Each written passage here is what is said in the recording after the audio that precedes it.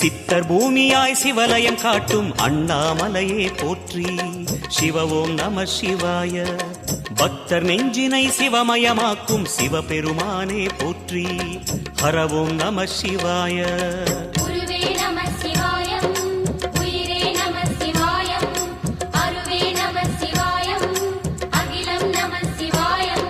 நம சிவாய நம சிவாய ஓம் நம சிவாய. நம சிவாய நம சிவாய ஓம் நம சிவாய.